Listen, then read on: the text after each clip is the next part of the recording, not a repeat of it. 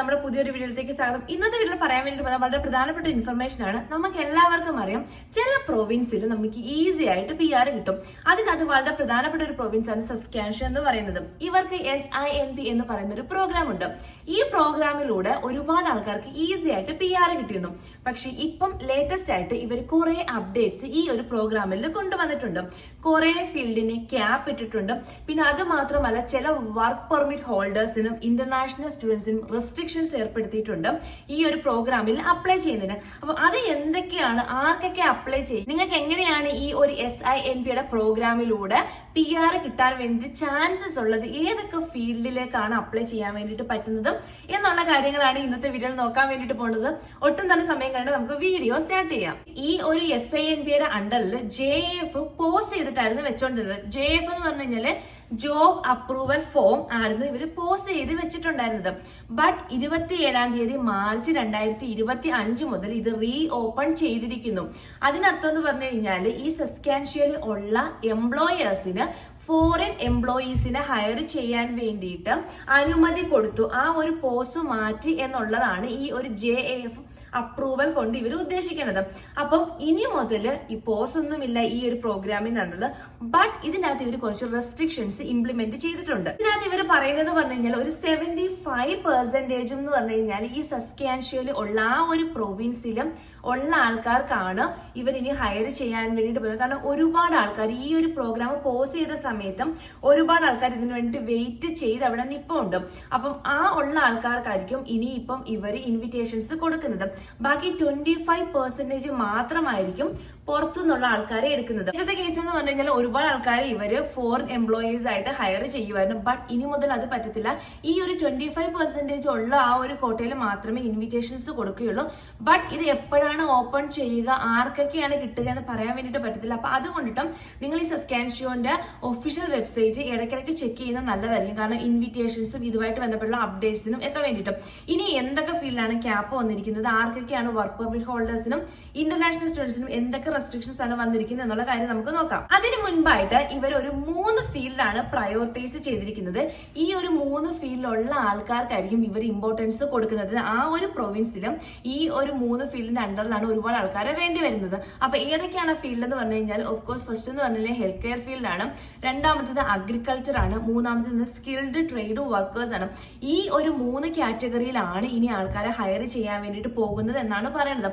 ഇപ്പൊ നിങ്ങൾ സസ്കാൻഷനിലുള്ള ആളാണ്, ഈ ഒരു 3 ഫീൽഡിലല്ല നിങ്ങൾ വർക്ക് ചെയ്യുന്നെങ്കിൽ നിങ്ങൾക്ക് ഒന്നുകിൽ സ്കില്ലൊക്കെ ഡെവലപ്പ് ചെയ്തിട്ട് ജോബിലത്തേക്ക് സ്വിച്ച് ചെയ്യാം. കാരണം ഈ ഒരു 3 കാറ്റഗറിയിലായിരിക്കും ഇനി ഇൻവിറ്റേഷൻസ് കൊടുക്കാൻ വേണ്ടിയിട്ടൊക്കെ പോണത്. ഇനിയുള്ള സാഡ് ആയിട്ട് ന്യൂസ് എന്ന് പറഞ്ഞു കഴിഞ്ഞാല് മാർച്ച് 27, 2025 മുതൽ ഇവർ എന്റർപ്രണർ സ്ട്രീം കംപ്ലീറ്റ് ആയിട്ട് ക്ലോസ് ചെയ്യുകയാണ്.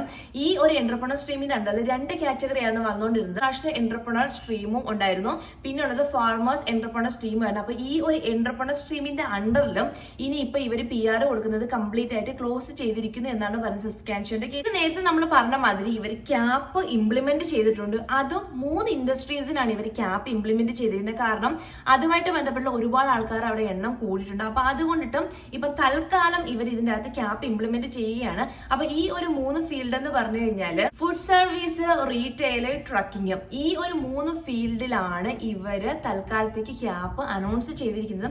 കാരണം ഒരുപാട് ആൾക്കാർ ഫുഡ് ഇൻഡസ്ട്രിയിലേക്ക് പോയിരുന്നു. കാരണം ഈസി ആയിട്ട് ആ ഒരു പാത്വേയിൽ, അതായത് ഫുഡ് ഇൻഡസ്ട്രിയിൽ ആ ഒരു പാത്വേയിൽ ഒരുപാട് ആൾക്കാർക്കും ഈസി ആയിട്ട് PR കിട്ടിയിരുന്നു. അതുകൊണ്ട് ഫുഡും ട്രക്കും റീറ്റെയിലും ഈ ഒരു 3 ഫീൽഡിനും തൽക്കാലം ഇവർ ക്യാപ്പ് ഇട്ടേക്കുമാണ്. പിന്നെ വന്നേക്കുന്ന ഒരു മേജർ ചേഞ്ച് എന്ന് പറഞ്ഞു കഴിഞ്ഞാൽ വർക്ക് പെർമിറ്റ് ഹോൾഡേഴ്സിന്റെ റെസ്ട്രിക്ഷൻ ആണ്. നമുക്ക് എല്ലാവർക്കും അറിയുന്ന കാര്യമാണ് സ്പൗസ് ഓപ്പൺ വർക്ക് പെർമിറ്റ് എന്ന് പറയുന്നത്. അപ്പൊ ഇന്റർനാഷണൽ സ്റ്റുഡന്റ് ആയിട്ട് നിങ്ങൾ വൈഫോ ഹസ്ബൻഡോ ആരെങ്കിലും വരുവാണെങ്കിൽ അവരുടെ പാർട്ട്നേഴ്സിനും സ്പൗസ് ഓപ്പൺ വർക്ക് പെർമിറ്റ് കിട്ടുമായിരുന്നു. അപ്പൊ അതുകൊണ്ടിട്ട് കാനഡയിൽ എവിടെ വേണമെങ്കിലും വർക്ക് ചെയ്യാൻ നോർമലി ഓപ്പൺ വർക്ക് പെർമിറ്റ് ആണ് കൊടുക്കുന്നത്. എക്സെപ്ഷൻ കേസ് മാത്രമാണ് ക്ലോസ്ഡ് വർക്ക് പെർമിറ്റ് ആയിട്ട് കിട്ടുന്നത്. ക്ലോസ്ഡ് വർക്ക് പെർമിറ്റ് എന്ന് പറഞ്ഞു കഴിഞ്ഞാൽ ഒരു പർട്ടിക്കുലർ റീജിയൻ അല്ലെങ്കിൽ ഒരു പർട്ടിക്കുലർ പ്രൊവിൻസിൽ മാത്രം വർക്ക് ചെയ്യത്തക്ക രീതിയിൽ കിട്ടും. ഇനി മുതൽ ഈ ഒരു സ്പൗസ് ഓപ്പൺ വർക്ക് പെർമിറ്റ് ഹോൾഡേഴ്സിനും അങ്ങനെ വർക്ക് പെർമിറ്റ് ഹോൾഡ് ചെയ്യുന്ന ആൾക്കാർക്ക് ഈ ഒരു SINPയുടെ അണ്ടറിലും അപ്ലൈ ചെയ്യാൻ വേണ്ടിയിട്ട് പറ്റത്തില്ല എന്നുള്ളതാണ് പുതിയൊരു അപ്ഡേറ്റ്സ് എന്ന് പറയുന്നത്. കാരണം നോർമലി പൊതുവെ എല്ലാവരും ഈ സ്പൗസ് ഓപ്പൺ വർക്ക് പെർമിറ്റ് ഉള്ള ആൾക്കാരും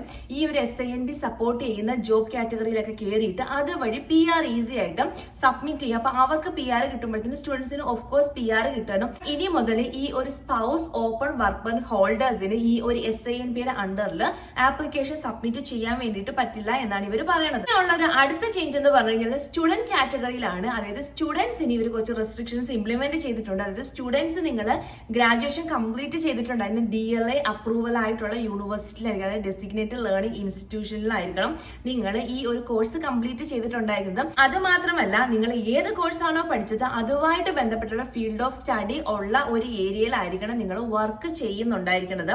അപ്പോൾ മാത്രമേ ഈ ഒരു ആപ്ലിക്കേഷന്റെ അണ്ടറിൽ സബ്മിറ്റ് ചെയ്യാൻ വേണ്ടിയിട്ട് പറ്റത്തുള്ളൂ എന്നാണ് ഇവർ പറയുന്നത്. കാര്യം എന്ന് പറഞ്ഞു കഴിഞ്ഞാൽ ഫീൽഡ് ഓഫ് സ്റ്റഡി നിങ്ങൾ ഏത് കോഴ്സ് ആണോ പഠിച്ചത് ആ കോഴ്സ് റിലേറ്റഡ് ആയിട്ടുള്ള ജോബിൽ നിങ്ങൾ 780 അവർ വർക്ക് ചെയ്താൽ മാത്രമേ ഈ ഒരു പ്രോഗ്രാമിന്റെ അണ്ടറിൽ ആപ്ലിക്കേഷൻ സബ്മിറ്റ് ചെയ്യാൻ വേണ്ടിയിട്ട് പറ്റത്തുള്ളൂ. പിന്നെ ഈ സസ്കാൻഷ്യൂ അല്ലാണ്ട് വേറെ പ്രൊവിൻസിലും പഠിച്ച ആൾക്കാർക്ക് ഇതിന്റെ അണ്ടറിൽ അപ്ലൈ ചെയ്യാൻ വേണ്ടി ഇപ്പൊ പറ്റില്ല എന്ന ഉള്ളൊരു അപ്ഡേറ്റ് ഇവര് മെൻഷൻ ചെയ്തിട്ടുണ്ട്. അല്ല SINBക്കകത്ത് ഇവർ എടുത്തു മാറ്റിക്കുന്ന 2 ഫീൽഡ് എന്ന് പറഞ്ഞു കഴിഞ്ഞാൽ സ്പാ, സലൂൺ, ഈ ഒരു ഫീൽഡിന്റെ അണ്ടറിൽ നിങ്ങൾക്ക് ആപ്ലിക്കേഷൻസ് SINBയിൽ സബ്മിറ്റ് ചെയ്യാൻ വേണ്ടിയിട്ട് പറ്റില്ല എന്നാണ് പറയുന്നത്. ആയിട്ട് ബന്ധപ്പെട്ടുള്ള കുറെ അപ്ഡേറ്റ്സ് ഇവർ ഇംപ്ലിമെന്റ് ചെയ്യുമെന്നാണ് പറയുന്നത്. പിന്നെ അത് മാത്രമല്ല ഇടയ്ക്കിടയ്ക്ക് ഇവരുടെ വെബ്സൈറ്റിൽ നിങ്ങൾ ചെക്ക് ചെയ്യുന്നത് നന്നായിരിക്കും. കാരണം ലേറ്റസ്റ്റ് ആയിട്ടുള്ള അപ്ഡേറ്റ്സ് ഇവരുടെ വെബ്സൈറ്റ് ത്രൂ അറിയിക്കാൻ ചാൻസസ് ഉണ്ടെന്ന് ഇവർ പ്രത്യേകം മെൻഷൻ ചെയ്യുന്നുണ്ട്. അപ്പൊ നിങ്ങൾ ഈ ഒരു ഇപ്പൊ 75% ഈ ഒരു കാറ്റഗറിയിൽ ഇവിടെ ഉള്ള ആൾക്കാരെ എടുക്കും എന്ന് പറഞ്ഞു കഴിഞ്ഞാലും ബാക്കിയുള്ള 25% ഉണ്ട്. പിന്നെ ഇവർക്ക് ആവശ്യമുള്ള ഏരിയാസ് ഇവർ പറയുന്നത്. ഇപ്പൊ നിങ്ങൾ ഫോറിൻ വർക്കേഴ്സ് ആണെങ്കിൽ കൂടി നിങ്ങൾക്ക് ഈ ഒരു കാറ്റഗറിയിലൊക്കെ എക്സ്പീരിയൻസ് അല്ലെങ്കിൽ എഡ്യൂക്കേഷൻ ഒക്കെ ഉണ്ട്, നിങ്ങൾ ഇതിന്റെ അണ്ടറിൽ ഇപ്പൊ SINB പ്രോഗ്രാം നോക്കുന്നുണ്ടെങ്കിൽ നിങ്ങൾ ഇവരുടെ വെബ്സൈറ്റ് റെഗുലർ ആയിട്ട് ചെക്ക് ചെയ്യാം. കാരണം ചിലപ്പോൾ ആപ്ലിക്കേഷൻസ് ഓപ്പൺ ആക്കിയിട്ട് കുറച്ച് പർട്ടിക്കുലർ ടൈം ഫ്രെയിം മാത്രമേ ഇവർ ഓപ്പൺ ആക്കി ഇട്ടിട്ടുള്ളൂ. ആ ഒരു ടൈം ഫ്രെയിമിനുള്ളിലായിരിക്കണം ചിലപ്പോൾ നമ്മൾ ആപ്ലിക്കേഷൻസ് സബ്മിറ്റ് ചെയ്യേണ്ടിയിരിക്കുന്നത്. അപ്പൊ നിങ്ങൾ ഇടയ്ക്കിടയ്ക്ക് ചെക്ക് ചെയ്യും. ഈ ഒരു വീഡിയോയിലെ ഇൻഫർമേഷൻ എന്തായാലും നിങ്ങൾക്ക് യൂസ്ഫുൾ ആയെന്ന് ഞാൻ വിചാരിക്കുന്നു.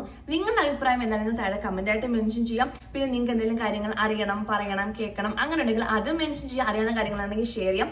ഇനി നമുക്ക് പുതിയൊരു വീഡിയോയിൽ പുതിയൊരു ടോപ്പിക്കിൽ കാണാം. അതുവരെ ബൈ.